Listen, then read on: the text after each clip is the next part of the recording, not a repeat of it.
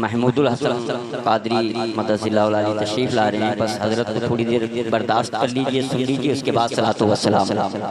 नारे तकबीर, नारे रिसालत, मसलक आला हजरत फैजान मस्तान शाफिया हुजूर सरजमीन कहलिया शरीफ। नारे तकबीर।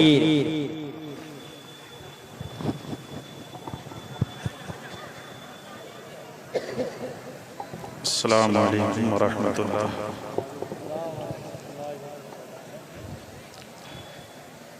जो तेल की शीशियाँ रखी हैं, अगर किसी शीशी पर किसी की फोटो तस्वीर हो, उस तेल की शीशे को अंदर रख लें या वो तस्वीर हटाकर जेब में रख लें। ये गौर करें। अल्हम्दुलिल्लाह,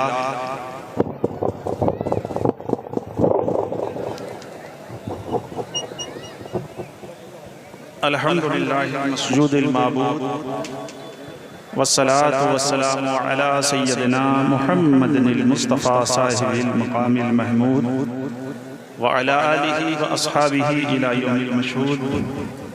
अम्मा बाद फ़अऊज़ु बिल्लाहि मिनश शैतानिर रजीम। बिस्मिल्लाहिर रहमानिर रहीम। क़ाल अल्लाहु तबारक व तआला अला इन्ना औलिया अल्लाहि ला खौफुन अलैहिम वला हुम यहज़नून अल्लज़ीना आमनू व कानू यत्तक़ून। आमन्तु बिल्लाहि सदक़ल्लाहु मौलानल अलीयुल अज़ीम।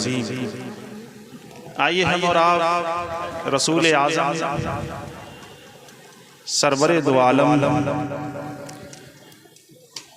नबी रहमत शफ़ी उम्मत मालिक जन्नत की बारगाह में हदिया दुरूद व सलाम पेश करें। अल्लाहुम्मा सल्लि व सल्लिम व बारिक अला सय्यिदिना मुहम्मदिन खातिमिन नबीयीन। ये एक तज़मीन का शेर है। खामोश रहें, बिल्कुल खामोश हो जाएं, ये फैज़ का वक्त है। अगर आप लोग बोलते रहेंगे तो ये बेअदबी कहलाएंगे और बेअदब को फैज़ नहीं मिलेगा। बिल्कुल खामोश रहेंगे यहाँ। ये मैं एक शेर पढ़ रहा हूँ जो तज़मीन का है, जो आपकी शान में लिखा है। कितना बाफैज़ है आपका आस्तान, कितना बाफैज़ है आपका आस्तान, गमज़दा आते ही होता है शाशमा। क्या बात। कितना बाफैज़ है आपका आस्तान, गमज़दा आते ही होता है शादमा। आपकी ज़ात नाइबे गौसे ज़मान, शाह मसूद कुतुबे अक़ोलन हुआ। आपकी हर करामत पे लाखों सलाम। सुभान अल्लाह। इनका फैज़ान, इनकी अज़मत व बुजुर्गी से गहलुइया का बच्चा बच्चा वाकिफ है। यहाँ से लेकर पूरनपुर तक, पूरनपुर से लेकर चले जाइए आप बहलिया तक, जहाँ जाइए अब ये पूरे हिंदुस्तान में ये फैज़ आम हो चुका है। ये हिंदुस्तान से निकलकर दूसरे मालिक में भी पहुंच चुका है। आपका जो फैज़ आम हो रहा है उसकी तस्वीर आपके सामने है। हर साल ज्यादा से ज्यादा तादाद में लोग नजर आते हैं। नजर आने की वजह कोई खास मकसद किस बात का होता है आप सब जानते हैं। अगर इस दरबार आली में फैज़ नहीं होता तो आपका ये इतना कसीर मजमा यहाँ मौजूद नहीं होता। हाल ये है कि कोई किसी भी तकलीफ का, गम का मारा, ऐसी तकलीफ जो लाइलाज डॉक्टरों ने करार दिया है, ऐसी बीमारी के इलाज कर वो तंग आ गया है, आपके आस्ताना अक़दस पर आता है तो या तो उसको एक बार में या 10 बार में यकीनी तौर पर शिफा हासिल हो जाए। कुछ मामलात ऐसे भी होते हैं जिनमें ताखीर होती है, देर भी होती है। तमाम औलिया अल्लाह के आस्ताने बाफैज़ होते हैं, लेकिन कुछ आस्तानों की कुछ खुसूसियात होती हैं। मसलन आसिमों का जो इलाज यहाँ होता है, जो हजरत मखदूम सिमना की चौचा में होता है, बदायूं में होता है, मीरा दातार गुजरात में होता है, ये मुमताज खानकाएं हैं इस इलाज के एतबार से कि यहाँ कितना ही बड़ा भूत पलीत वाला है। और ये सिर्फ भूत पलीत वाला मकसद नहीं है, यहाँ मसला नहीं है। आपकी हयात में देखने वाले गहलिया के अंदर बेशुमार मौजूद हैं और कुछ लोग दुनिया से रुखसत हो गए। और मेरी बड़ी तवील उम्र वालों से भी यहाँ मुलाकात में कर चुका हूँ, जिन्होंने आपके शबो रोज देखे। जब आपका पहला कदम गहलिया में आया, उन लोगों से भी मेरी बात हो चुकी है। जब आपका पहला कदम आया इस गहलिया में तो कितनी आपकी उम्र थी, किस तरीके से आए। बहरहाल आप इनको सिर्फ ये समझ लीजिए, एक सिर्फ ये मकाम विलायत पर ही फाइज नहीं है, बल्कि मकाम कुतुब पर फाइज है। और कुतुब जो होता है वो विलायत से बहुत बड़ा होता है। कुतुब जो होता है वो वलियों के ऊपर होता है। फिर एक कुतुब आलम होता है, कोई उत्तर प्रदेश का कुतुब है, कोई हिंदुस्तान का कुतुब है। तो हमने जो जायजा लिया, जो किताबें लिखी, तहकीक की, यहाँ रह करके कभी 21 दिन, कभी 10 दिन, एक बार 40 दिन भी रहना हुआ है। हमें जो मालूम हुआ तो मुशाहिदात की रोशनी में और शवाहिदात की रोशनी में पता ये चला आप कुतुबियत की आला मकाम पर फाइज थे। और वो कुतुबियत ऐसी कुतुबियत थी जिसे महबूबियत कहते हैं। और महबूबियत ऐसी कुतुब होती है जिसका लिखा हुआ कहा हुआ कभी रद्द नहीं किया जाता। तो मैं आपको बताना ये चाह रहा हूं, अभी 10 साल पहले यहाँ में 10 साल पहले की बात है, हजरत शाजी मोहम्मद शेर मियां रहमतुल्लाह ताला अलैह के सज्जादा नौसे मियां, उनके दामाद मुझे मिले यहाँ। उन्होंने अपना एक वाकया मेरे साथ, उन्होंने चाय पी, उन्होंने अपना एक वाकया जिक्र किया कि मैं जब आप हयात थे आपके पास रहा, नौसे मियां रहमतुल्लाह ताला अलैह के दामाद, और फजर की नमाज मेरी छूट गई क्योंकि मेरी देर से आंख खुली। मैं बड़ा गमगीन था। मैंने घड़ी को देखा तो नमाज जो थी 10 मिनट घड़ी आगे चल रही थी कि मेरी नमाज छूट गई। मैं बड़ा परेशान था और आप खामोश अपनी चारपाई पर बैठे थे। ये हुजूर साहिब मज़ार अलैहि रहमत व रिज़वान, जिनका नाम मसूद हसन, वालिद का नाम इब्राहिम, दादा का नाम महमूद और परदादा का नाम मुफ्ती एवज़ है। आपने फरमाया परेशान ना हो, अभी नमाज पढ़ने में 10 मिनट बाकी। वो दौड़कर मस्जिद गए, नमाज पढ़ी तो उसमें देखा उनकी घड़ी पीछे चल रही थी और हकीकतन नमाज अदा करने में 10 मिनट ही बाकी। आपके हाथ में कोई घड़ी नहीं थी, आपके सामने कोई घड़ी नहीं थी। ये कौन सी नजर थी? ये नजर कुतुबियत थी जिसने देख लिया अभी नमाज पढ़ने में 10 मिनट बाकी। इमाम अहमद रज़ा फाजिल बरेलवी अपने दोस्त ताजुल फहूल के यहाँ बदायूं तशरीफ ले जाते हैं, उर्स था वहां। आपने नमाज पढ़ाई, नमाज फज्र, तवील किरत की, यानी लंबी किरत पढ़ दी।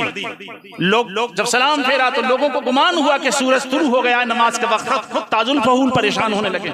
आला हज़रत ने फरमाया अभी 3 मिनट इतने सेकंड बाकी हैं। अब आला हज़रत के हाथ में घड़ी नहीं थी, लेकिन इल्मे तौक़ीत में आला हज़रत अपने वक्त के इमाम। तो आपने देखा करामतों का तवाज़ुन, या आला हजरत से कैसी मोहब्बत करते थे। यहाँ मास्टर नईम साहब भी हैं जो मेरे यहाँ भी भोजीपुरा जा चुके हैं। वो अक्सर हर इतवार को यहाँ आते हैं, बड़ी अकीदत। इन्हीं ने उनका लिबास इस्लामी लिबास पहनाया है। और यहाँ मुन्ने मियाँ भी पूरनपुर के आए हुए हैं, उनका लिबास भी पैंट के लिए कहा कोई इस्लाम का लिबास है, ये कोई मुसलमानों का लिबास है, फौरन लिबास। यानी वो तबलीग भी करते थे। तबलीग के मुख्तलिफ तरीके थे, कभी नजर से कर देते, कभी जुबान से। तो ये लोग मौजूद हैं। मास्टर नईम ने मुझे बताया जब आला हज़रत का जिक्र होता तो आप खुश हो जाते थे। ये बार बार उनके पास आते थे। बताने का मकसद ये है कोई ये ना समझे तुम लोग मस्तान मियाँ के अलावा, मेरा मशवरा तुम्हें ये है, आप कुतुबे या गहलुइया कह दिया करें तो आप कुतुबे गहलुइया कहें। मस्तान को अब आला हजरत के वालिदैन आराद को अमन मियाँ कहते थे, तो हम अमन मियाँ तो नहीं कहेंगे। उस वक्त लोगों ने देखा मस्तानी कैफियत है तो मस्तान जैसी कैफियत रहती थी, तो लोगों ने मस्त कहना शुरू कर दिया कि मस्तान मियाँ। लेकिन हम कुतुबे आलम कहें सुभान अल्लाह तो और अच्छा हो जाएगा। कुतुबे गहलुइया कहें, गहलुइया का हर बच्चा दीवाना है और इतनी करामतें बयान करता है। जिसने एक बार देखा है कोई ना कोई करामत, करामतें हजारों नहीं है, हजारों से ज्यादा तजावुज कर चुकी हैं। आपका मकाम, आपकी अजमत इस बात से जाहिर है कि आपका इलाज उल्टा है। तेजाब इंसान की फितरत के खिलाफ। अगर इंसान मुंह में तेजाब दे तो इंसान को हिलाक करने वाला है, लेकिन ये तेजाब से इलाज करते थे। इनका कलम कैसा चलता है? कोई आ रहा है कि मेरी बीवी को तकलीफ है, दवा लिख कर दे रहे हैं कि तुझे पीनी है। आदमी कह रहा है कि हुजूर मेरी बीवी को तकलीफ है, मुझे नहीं है। तो जो कोई खादिम बैठा उसने कहा, जो कोई गहलुइया शरीफ के रहे होंगे, उन्होंने कहा कि जो हजरत फरमा रहे हैं आप वो करो। ये भी मुझे यहीं के जिम्मेदार लोगों ने ये करामत बताई है अपने सामने की कि अगर शौहर को तकलीफ है तो बीवी दबा दी है। इसको कहती है हुक्म रानी। इससे पता ये चला कि कुतुबियत की ये जुबान होती है कि अगर वो मीठे को खट्टा कहे तो खट्टा हो जाए, खट्टे को मीठा कहे तो मीठा हो जाए। तो पता चला ये उस मकाम पर फाइज है रज़ियल्लाहु ताला अन्हु वारदाहुन्ना। हमें जरूरत यहाँ अदब की है, हमें जरूरत यहाँ एहतराम की है, ताकि भरपूर हम फैज हासिल करें। मैं बहुत लंबी चौड़ी बात नहीं कहूँगा क्योंकि वक्त काफ़ी हो चुका है और काफ़ी हमारे कारियों से, हाफिज़ों से, हजरात उलमा से आप समात कर चुके हैं। 3-3 अशार मुख्तसर। हर आदमी चाहता है कि मैं भी फैज़याब हो जाऊँ, मैं भी फैज़याब होता हूँ, लेकिन मैं कहता हूँ अगर किसी को वक्त नहीं मिला है तो मायूस ना दे, उसे और ज़्यादा मिलेगा, क्योंकि सबर में ज़्यादा। अब चूंकि इतने लोग हैं, अब अगर बरेली स्टेज आला हजरत पर बरेली वालों को टाइम दिया जाएगा तो बाहर वाले बैठे रह जाएंगे। ये ऐसा भी नहीं होता, सबको दिया जाता है जो नाम देता है, चाहे उसको 2 ही शेर पढ़ने को दिए जाएं।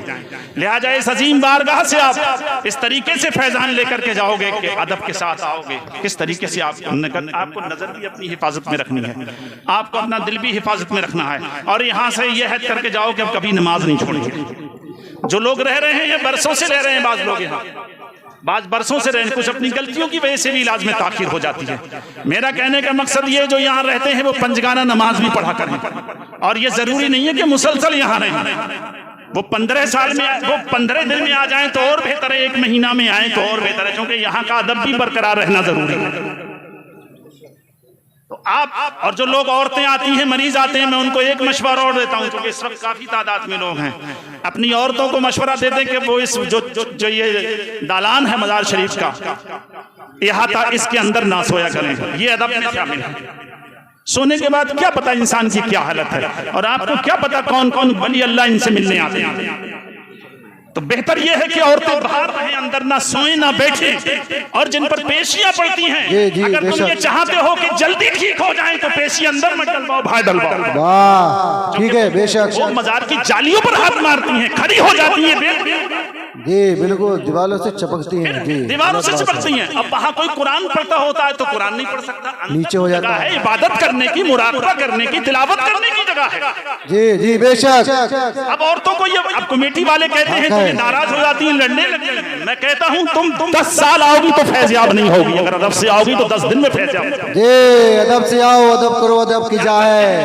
पहले आकर बैठ जाते हैं, कट्टा बिछाया, अब उठाने से नहीं, ये तरीका सही नहीं है, गलत तरीका है। आप महीने में 1 बार आए, बहुत ज्यादा फैज़ आप पाएंगे। जी बेशक। महीने में 1 बार आएंगे, 10 बार ना आओ। जो 10 बार का किराया लगता है वो यहाँ किसी चीज में लगा दो, काम में, बेशक, मजीद फैज़ हो जाए। वाह वाह। अभी चंदा मेरी नजर में बहुत थोड़ा था, इतने लोगों में लाखों रुपया हो जाना चाहिए था। क्योंकि ऐसे आस्थाने पर जब उन्होंने कहा कि जो भाई आएगा मैं खुद नहीं लूंगा, मैं मस्जिद को दूंगा, नूरी मस्जिद, चूंकि वो उसकी तामीर होनी जरूरी थी, पहली पुरानी तामीर थी। खैर, वो जो आपका दिल है, जो आपने जो भी पेश किया, अल्लाह ताला आपको फलाता फरमाए, और इसको कुतुब आलम नायब गौसे आजम के सदके में हम और आप सबको फैज़याब फरमाए। खड़े होकर सलात व सलाम पेश। 1 मिनट, बैठ रही है, 2 शेर हाथ से पढ़ दीजिए, आ जाए बेटा।